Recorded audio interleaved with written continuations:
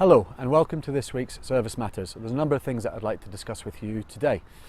First off is that we've attended a number of nasty incidents over the last week or so that have resulted in deaths, particularly on the roads. And our crews and our officers have seen sights that most people never need to see and that they would probably prefer not to see themselves.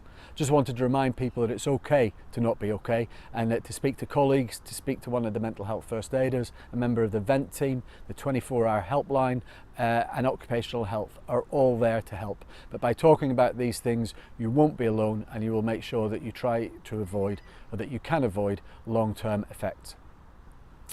Next thing I'd like to speak to you about is about near misses. The number of near misses being recorded has fallen, but I don't believe for a moment that the number of near misses has fallen. It's just the recording mechanism that people aren't following. Now we're looking at ways of making it easier to record near misses, but in the meantime, can I just remind you that if something happens that could avoid, if it's reported and action is taken, a future injury or event, please take the time to do it for your own safety and that of all of your colleagues. Next up on the agenda is an event being facilitated by the police and hosted by De Montfort University that you would have read about in last week's Service Matters. It's an opportunity for anybody who has any concerns or misgivings about the positive action approach to recruitment to have their say, to let their voices be heard in a really safe environment where nobody will be criticised or challenged or made to feel that they aren't being politically correct. It's an opportunity for the police to listen to views, and it won't be about challenging back or re-educating people. It's just about finding out what the alternative views to these things are. It's on the 27th September at about 10 o'clock in the morning at De Montfort University, and please make every effort to go if you're interested in that. The police have got a large number of people attending now, but the response so far from the fire service has been low.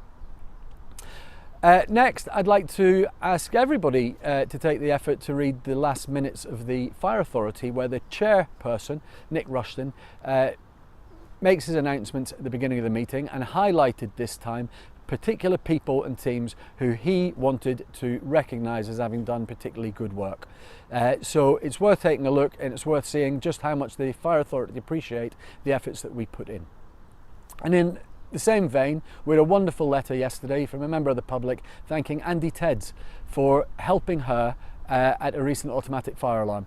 She was in danger of having an epileptic fit as a result of the sound of the alarm, and Andy went out of his way to look after her, to speak to the valet at the building to make sure that they were aware that this lady had epilepsy, and to make sure that in future there were measures in place to assist her. So well done, Andy, well done the teams that attended. It's really good to get that recognition and to remind ourselves of just how much we can do to protect the public.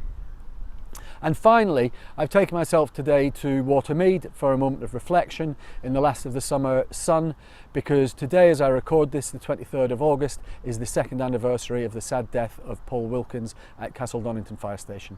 So maybe it's an opportunity for all of us to remember Paul and to remember other colleagues who are no longer with us, and to remind ourselves how fortunate we are to still be able to come to work every day, to spend time with our families, and to live our lives to the fullest.